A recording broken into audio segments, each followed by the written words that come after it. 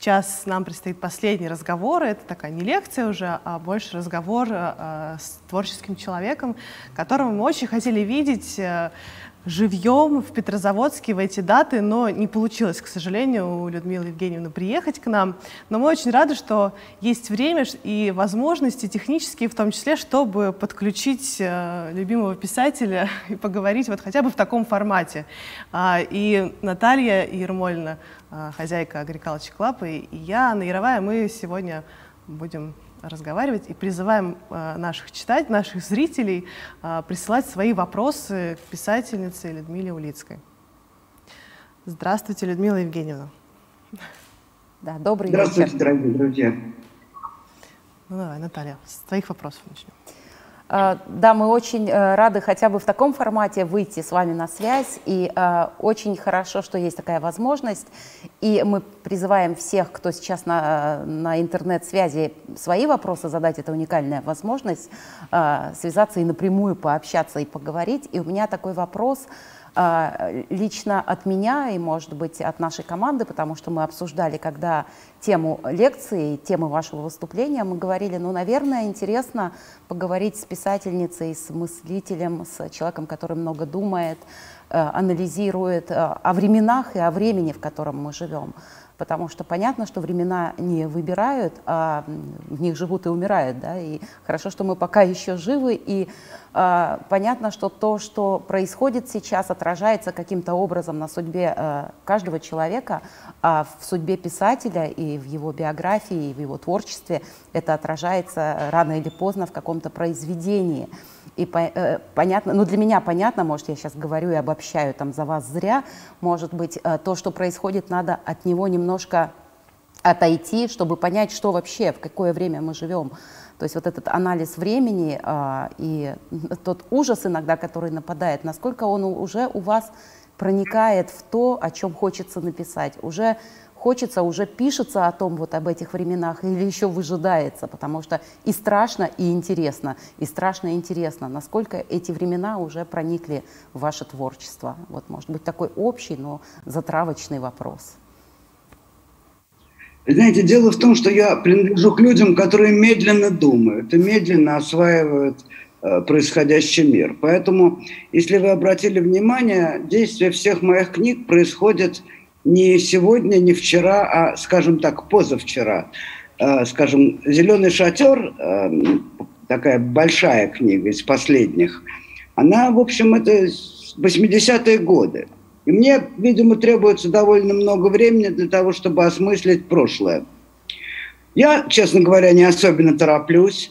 Сейчас я занята исключительно для меня интересным занятием. Я перечитываю свои старые записные книжки. Сегодня я оказалась в 1982 году, то есть практически 40 лет тому назад.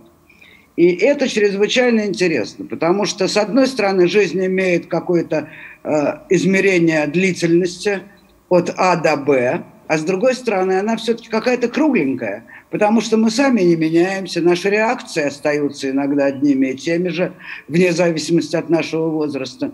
Поэтому все это чрезвычайно интересные и важные вопросы, и каждый человек над ними задумывается, и каждый человек на эти вопросы каким-то образом отвечает. Я отвечаю своими книжками. Ваши мамы и бабушки рассказывают вам о своей прожитой жизни. И даже наши маленькие дети, приходя с прогулки, рассказывают нам о том времени, в котором они живут. Так что это все восхитительно, интересно. Это большая радость жизни жить. Это отличный ответ. И мне кажется, это вдохновение для меня лично, как для журналиста, как для человека, который тоже фиксирует эпоху каким-то образом, такой азарт и интерес заглянуть, что еще дальше будет. Да? Дальше больше, как говорится, чем дальше в лес, тем толще партизаны. Есть да? такое. Вот, есть поэтому, такое. да, поэтому это здорово, это ответ классный.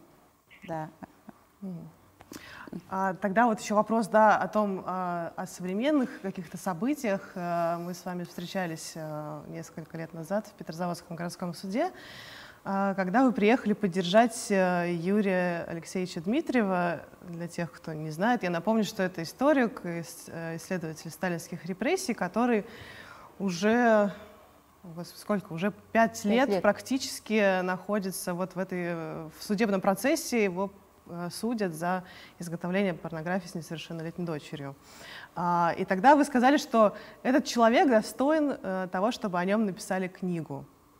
Вот она пишется, или вы говорили просто в целом о том, что вот такой... Я книгу эту писать не буду, но я, честно говоря, думаю, что через какое-то время, лет через 50, имя этого человека будет во всех учебниках. А может быть, оно будет и в святцах нашей православной церкви, потому что это человек, который совершал большой подвиг и религиозный, потому что он восстанавливал память и имена тех людей, которые умерли, и частично не погребенными, а просто засыпанными слегка землей, без отпевания, без почтительного отношения к смерти. И поэтому я думаю, что его подвиг, с одной стороны, такой вот онтологический, религиозный, а с другой стороны он гражданский, потому что поначалу его деятельности, насколько мне известно, его поддерживали власти. И потом, когда деятельность его показалась им неугодной, то он оказался в числе преследуемых. И эта история, на самом деле, она будет записана в нашей истории, в книжках о нашей истории, потому что она чрезвычайно важная, она очень много говорит о нашем времени. А насколько вообще вот сейчас важно, да, писателю, творческому человеку, публичному, да, у вас есть своя аудитория, вот вступать в какие-то такие важные, что ли, кампании по защите чести вот, человека? Почему вы? Я должна сказать, что я предпочитаю, честно говоря, писать, а не разговаривать. Как-то разговорный жанр, он не мой жанр. Но, тем не менее, когда меня спрашивают, я отвечаю то, что я думаю. А мысли мои в данном случае очень печальные, потому что сам факт пребывания Дмитриева в тюрьме, он, конечно, ужасный позор для общества и для власти. Для всех позор. Ну, вопрос такой от меня, чтобы немножко переключиться. Скажите, пожалуйста, вы в своем кабинете сейчас находитесь? Это то место, где вы пишете, да? Вот есть такое понятие, как золотая полка. Я пытаюсь там понять, увижу ли я какие-нибудь книги узнаваемые. Есть у вас такая золотая полка, любимые, избранные, любимчики? Вот, которые вы знаете, вы увидите книги узнаваемые, потому что надо сказать, что у моего поколения книжные шкафы у всех одинаковые, потому что мы все покупали с боем полные собрания сочинений, когда они в 70-е годы начали издаваться. Мы вылавливали Нагибина, Казакова, Трифонова. Это были все книги, которые с боя доставались. И все эти книжки по сей день стоят у меня на полке. Это первые издания, достаточно толстые, синенькие такие книжечки Анны Ахматовой и Бориса Пастернака. Все они стоят, хотя потом мне удавалось покупать и более полные и более квалифицированно изданные книги этих авторов, американские, Имка пресс издательства, они очень хорошо издавали в свое время. Но сейчас и российские издатели издают хорошие книги этих ушедших уже авторов. Так что нет, у меня абсолютно такая типичная интеллигентская полка человека 70-х, 80-х годов, скажем так. А сейчас продолжаете покупать книги бумажные или уже на электронный перешли вариант? Почти нет. Очень мало, потому что в основном читаю на экране. Места уже для книжек нет, но потому что приходится, когда приносишь книжку, приходится ее с трудом втискивать или что-то вынести из дома. Я недавно отдала 7 ящиков книг в Дом текста, который недавно организовался при одном из московских музеев, при большом прекрасном музее имени Пушкина. Там будет Дом текста. И вот я туда отдала сейчас 7 ящиков книг и надеюсь, что там они найдут своих читателей. Это не мои книги, естественно, это книги, которые я собирала в течение многих лет. Есть вопросы? Да, Наталья, вот как писатель, у нее был такой подход, что читает, какие вы произведения читаете книги, а у меня как у журналиста вопрос, раз уж у нас наша тема Баркэмпа — это «Все мы медиа», какие медиа читает Людмила Улицкая? Вы знаете, я на самом деле человек, который читает много в компьютере, поэтому я читаю рассылки некоторые, Арзамас, Амазон. Ну и, кроме того, я читаю все-таки иногда книги, тоже такое происходит со мной. А новости? На каких площадках следите за новостями? Вот новости, или это вас? В основном новости мои идут через Арзамас. Я очень люблю семейство Дзитко. Это замечательные мальчики, они очень много работают. И Тихон, и Тимофей, и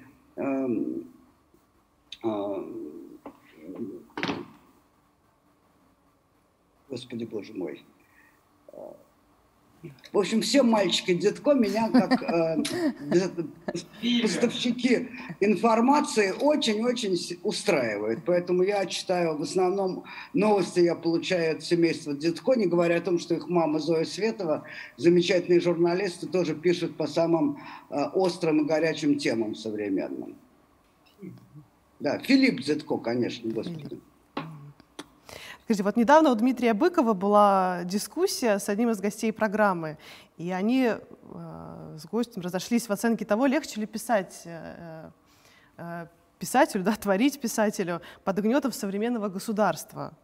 Вот как вот вы можете оценить, да, легче, не легче, вы знаете, и как, может быть, в 90-е свободные? Да, дело в том, что есть такая проблематика: человек и отдельно взятый частный человек и государство. Вот центр моих интересов, он на человеке. Государство, в особенности государственная власть, меня всегда гораздо меньше интересовали, потому что у меня всю жизнь были какие-то противоречия с властью. И поэтому я при хорошей власти, которая бы мне нравилась, я не жила никогда. Я не думаю, что мои родители жили при такой власти.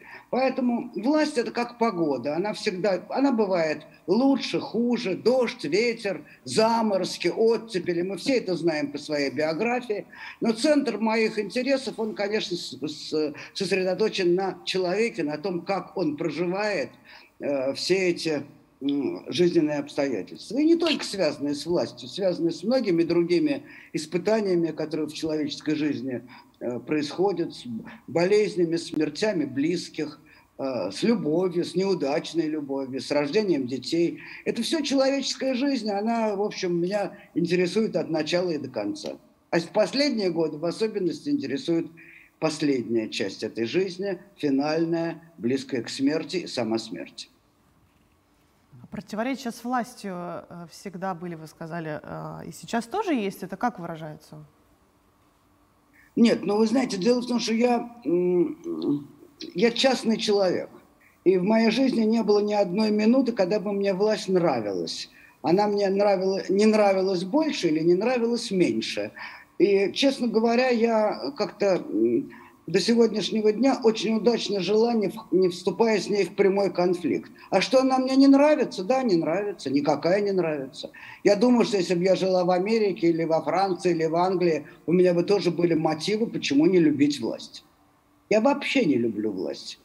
У меня большой, видимо, такой импульс к свободе. Я не люблю, когда ущемляют меня, но при этом я человек законопослушный и считаю, что законы, которые государство устанавливает, выполнять надо. Иначе мы окажемся в чудовищном хаосе. Прошу прощения, если вопрос будет банальным, но как вы считаете, уезжать или оставаться в России? Но, по всей видимости, если вы не любите власть, то особо некуда. Вы знаете, этот вопрос передо мной встал впервые где-то, наверное, в 80-х годах, в конце 70-х. И действительно был тогда момент, когда приглашали моего мужа на работу в Соединенные Штаты. И это было соблазнительно тогда. Но как-то я тогда не решилась.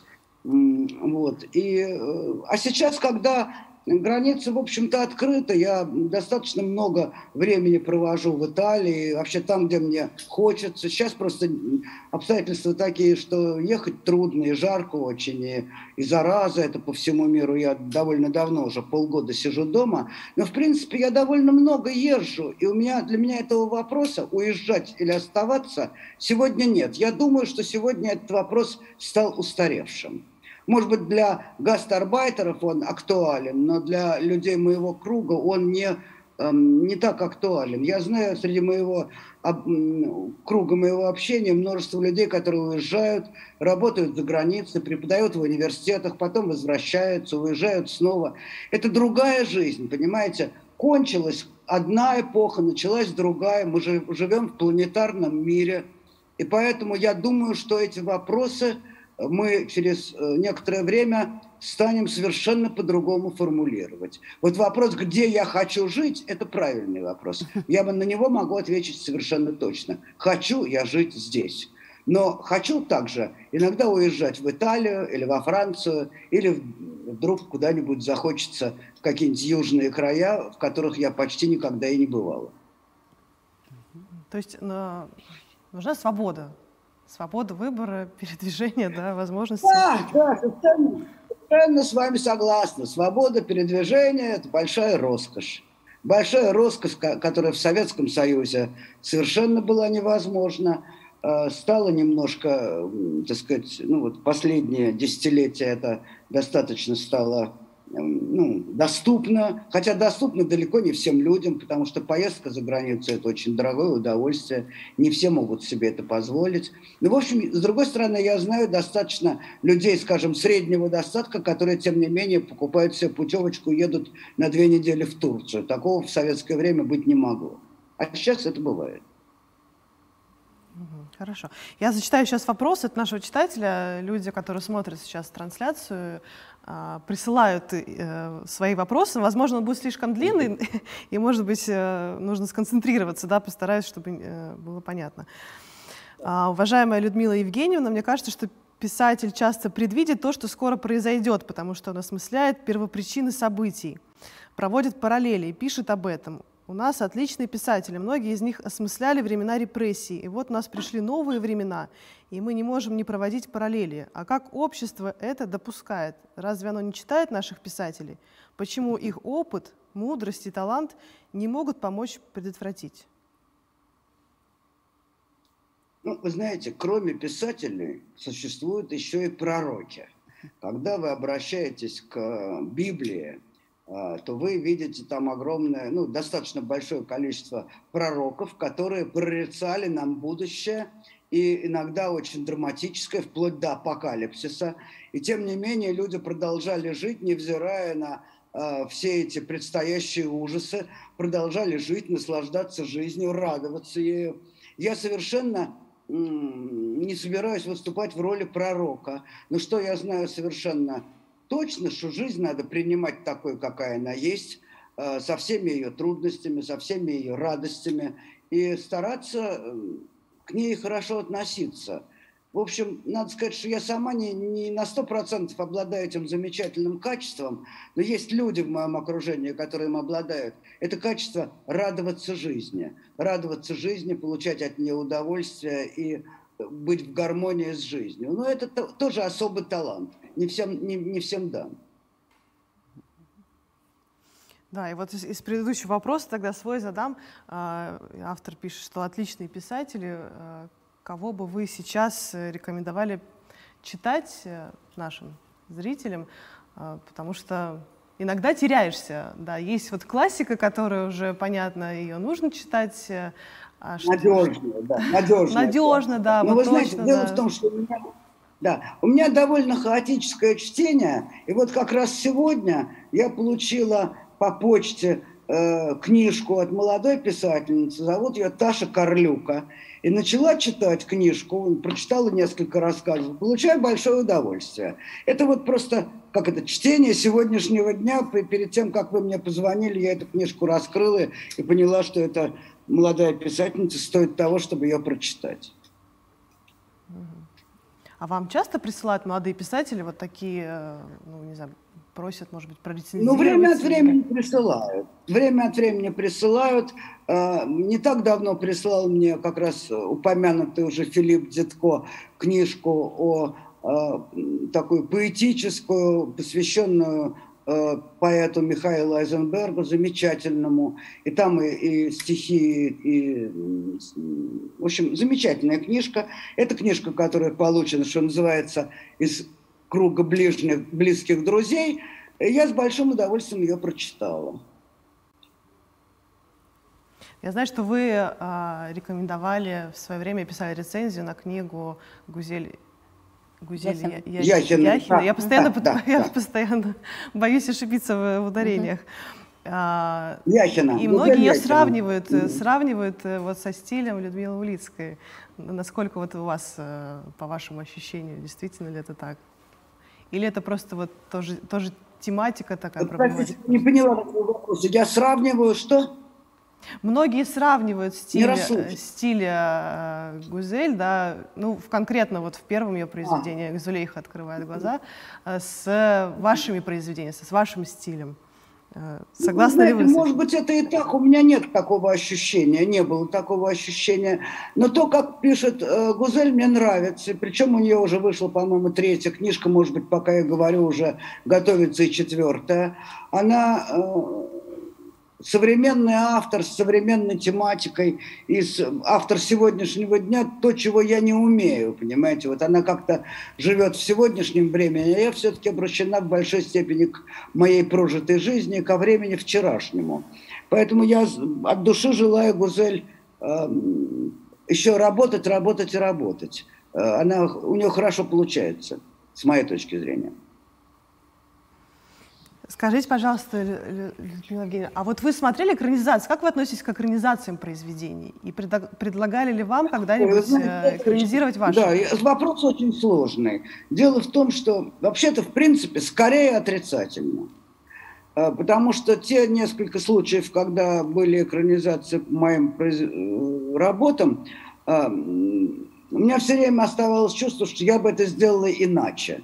Но ясное дело, что когда снимается кино или делается спектакль, то всегда автором оказывается режиссер. Но у меня был в жизни один эпизод, такой многократный, я бы сказала. Это совместная работа с польским режиссером Анджеем Губинем. Он работал лет 5, наверное, может быть, больше в Петербурге. И вот он поставил 3 моих пьесы и 2 инсценировки сделал по моим работам. Ну, может быть, 3 и 2, и 2 и 3, не помню точно. И вот мне очень понравилось, как он работал с моими текстами.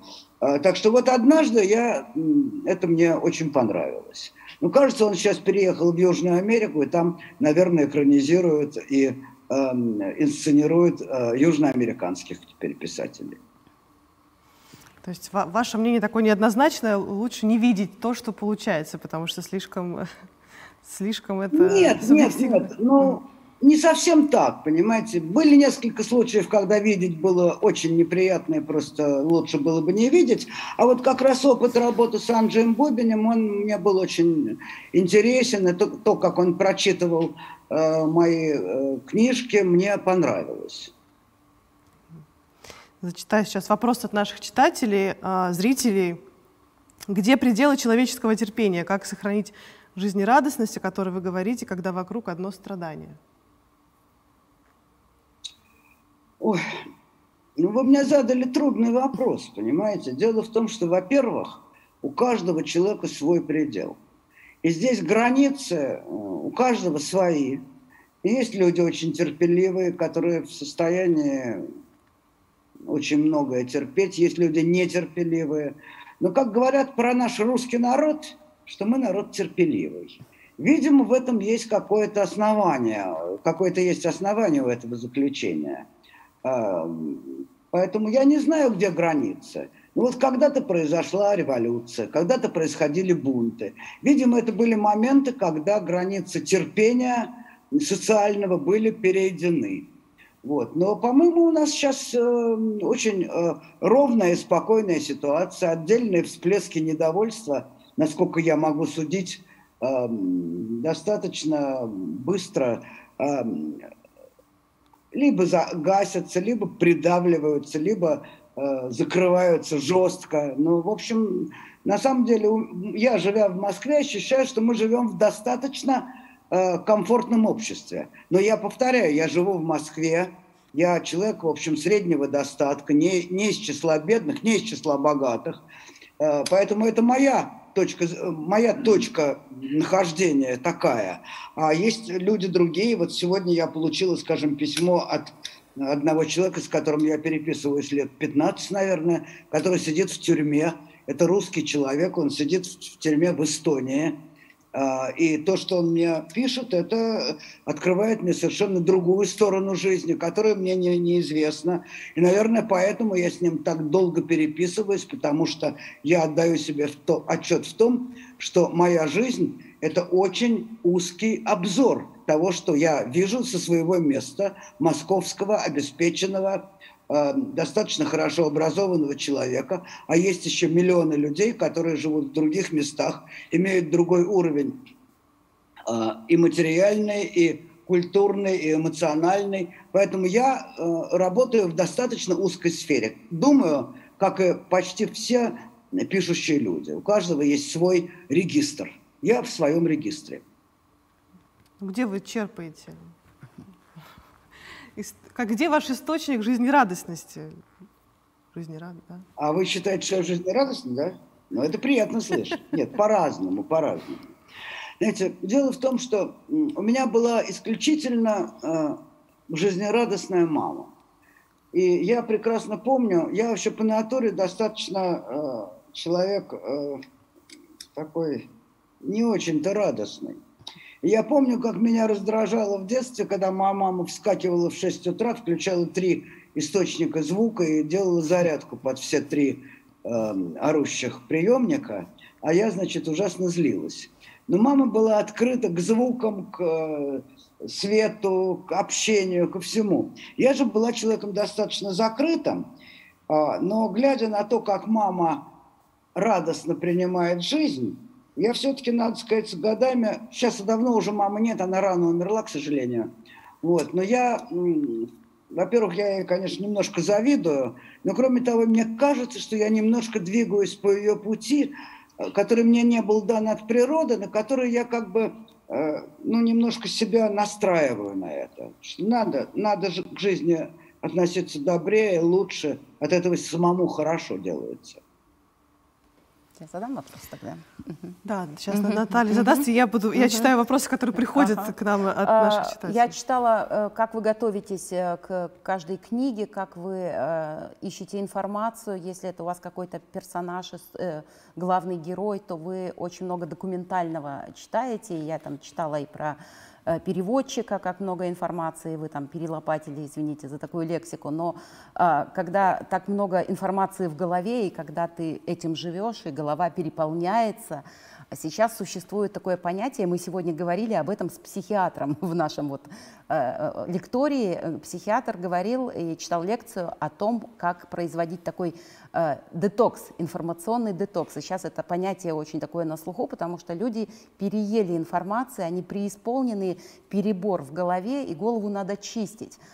Как-то надо отдыхать, освобождаться, перезагружаться. Ваши личные такие секреты, как вы освобождаетесь от всей той информации, если от нее надо освобождаться, сбрасывать ее, да, и как вы с этим справляетесь? Знаете, дело в том, что я иногда посреди дня, когда я сильно устаю, я сплю. Я засыпаю и немножко от этого, так сказать, отхожу. Потом приятно выйти из дома. Потому что когда сидишь там подряд 12 часов за компьютером и чувствуешь, что уже не то, что голова, уже и спина болит, вот, выхожу на улицу. Это тоже всегда бывает очень приятно. Вот вчера к ночи вышла, прошлась ночью почти. Вот. Я не очень большой мастер перезагрузки.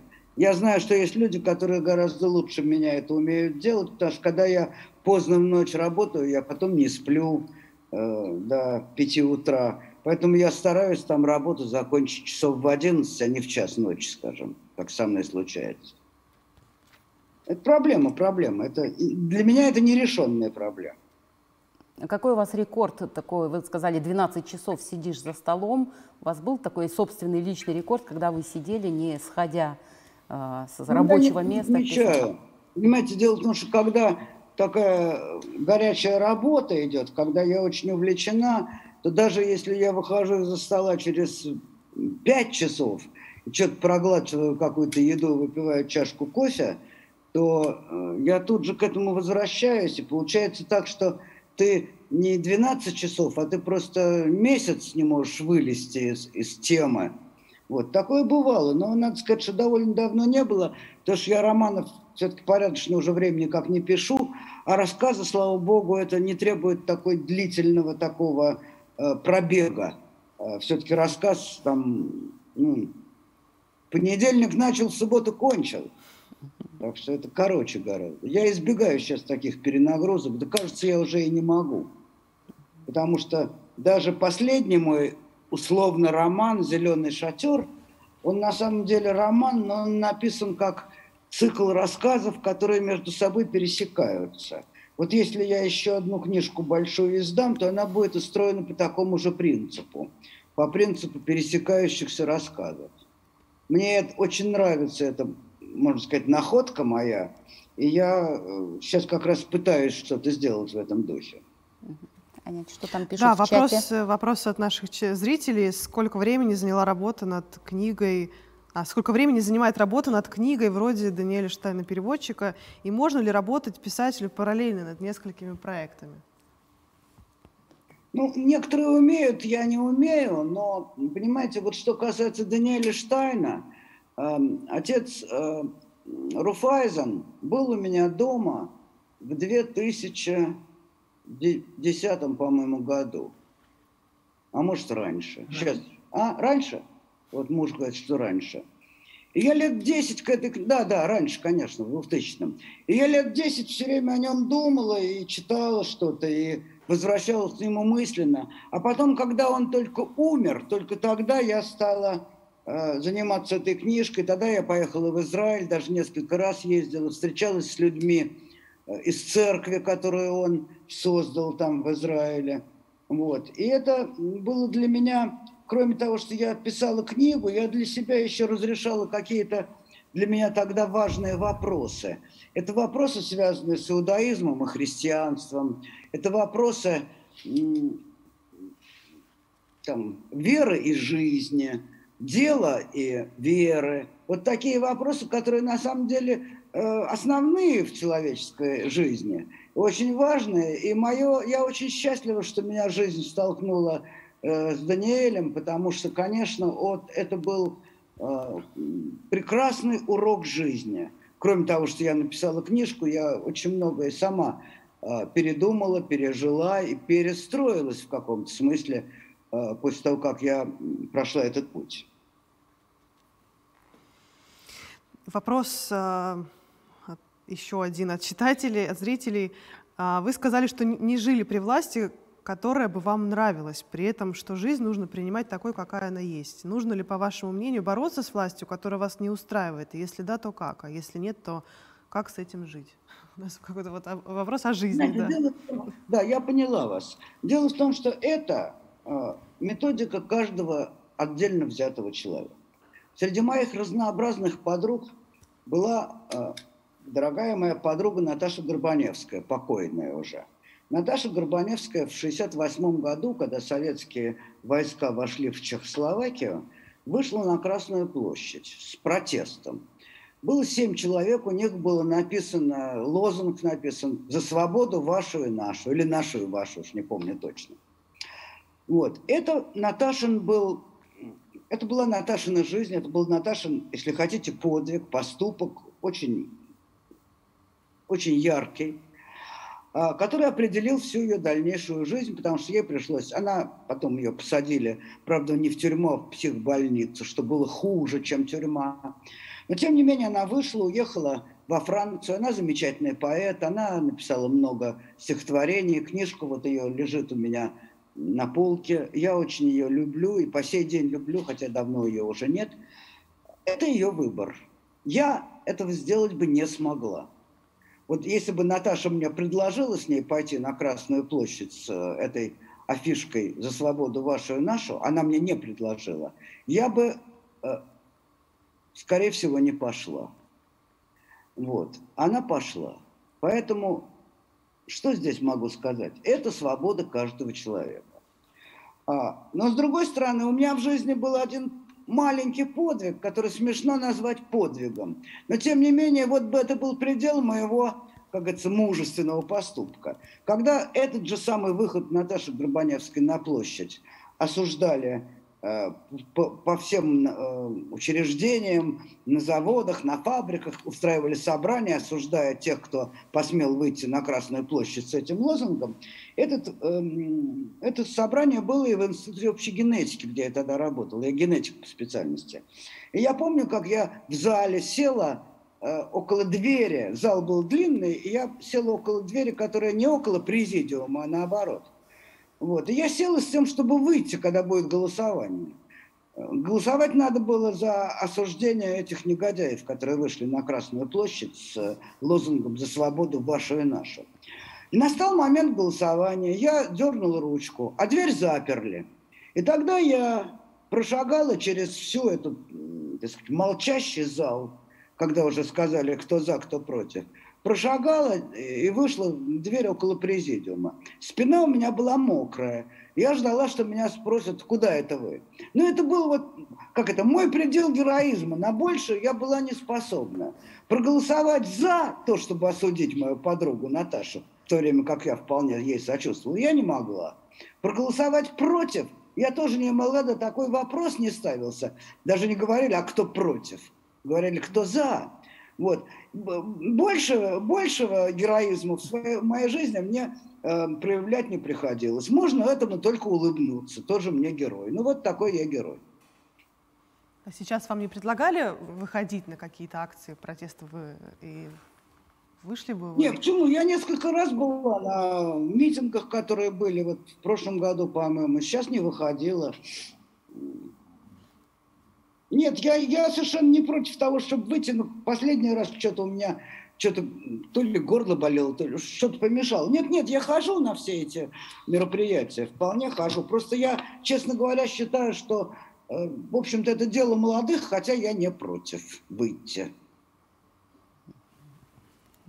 Так, еще вопрос был, когда вы рассказывали про работу над книгой долгосрочной, да, длительной. Кто финансирует такие длинные и сложные проекты? Вот такой вот у нас вопрос. Я не поняла вопроса. В чем вопрос? Кто финансирует такие длинные проекты, допустим, написание книги, если она занимает много лет? Ну, бывает такое, конечно. Это сейчас я затеяла что-то несусветное, но не знаю, смогу ли я это, так сказать, смогу ли я одолеть. Не уверена. Так, у нас есть еще вопросы. Да? Готовы выслушать? Да. Так, да. сейчас. Да. Сейчас. Работаете ли вы с молодежью? И как оцениваете нынешнюю молодежь? Есть ли надежда на них в смысле будущего страны? Конечно, на что нам еще надеяться, как не на молодежь? Работать я с молодежью не работаю. Раза два-три меня приглашали на какие-то в университет один раз, еще куда-то. Я никогда не отказываюсь, но в принципе я не педагог, так сказать, я не думаю, что у меня есть какое-то дарование педагогическое. Никогда себя в этой роли не пробовала. Угу. Есть такой комментарий, пришел от читателя по поводу терпеливого народа. Читатель Алексей Трунов говорит, что это не совсем правильное понятие, скорее вырождающийся. Народ вырождающийся. Это вопрос терминологии, понимаете. Отдельная социологическая проблематика здесь вылезает. Он совершенно определенно меняющийся. Вот насчет вырождающийся или терпеливый, но то, что происходит очень глубокие перемены, и то, что в XIX веке Лев Николаевич Толстой, когда он писал о русском народе, Платона Каратаева воспевая, сегодня эта ситуация изменилась, хотя Василий Теркин – это реальная фигура литературная и очень привлекательная, но тем не менее сегодня этот вопрос еще не отработан. Всегда требуется какое-то количество времени прожить, чтобы оценивать точно события, которые произошли 20, скажем, или 30 лет тому назад. Поэтому я думаю, что сегодня нам немножко рано говорить о том, какой мы в данной ситуации народ. Терпеливый или вырождающийся. А может быть, зарождающийся. А может быть, рождается что-то новое. Потому что молодежь сегодня чрезвычайно мне нравится. Во всяком случае, те молодые люди, с кем мне изредка удается встречаться, вызывают у меня большой энтузиазм. Спасибо вам большое, Людмила Евгеньевна, за откровенность. Очень вдохновляющий разговор, несмотря на то, что вот мы его так сформулировали тему. Да. Последний вопрос. Вот я уже хотела завершить, но еще один вопрос прилетел. К чему нас такое терпение приведет? Друзья мои, ну я же не пророк, я же вам об этом сказала. Ну, видите, наши читатели видят в вас пророка, поэтому я не такие пророк. вопросы задают. Мы поживем, мы увидим, мы будем стараться радоваться той жизни, которая нам дана. Вот это совершенно определенно, что к жизни надо относиться хорошо, а не плохо. Она слишком высокий дар нам данный от Господа Бога. Так что будем радоваться по возможности. Я думаю, что мы на этой вот оптимистичной все-таки ноте поблагодарим вас еще раз за то, что вы смогли найти время в субботний вечер. Все-таки такая погода, лето, да, разгар лета, с нами пообщаться. Очень надеемся, что сможем увидеть вас вживую в Карелии, принять в Петрозаводске, когда все устаканится и будет лучше. И поклон, мой поклон и почтение всем тем людям, которые защищают Дмитриева. Потому что эта история, это, конечно, глубокий позор для всех нас и для нашего государства. Всего вам доброго. Спасибо большое. Спасибо. И приезжайте в Петрозаводск. Приезжайте к нам. Наше пространство готово вас принимать у себя в гостях. Да. До свидания. Пока. Приезжайте. Пока. До свидания.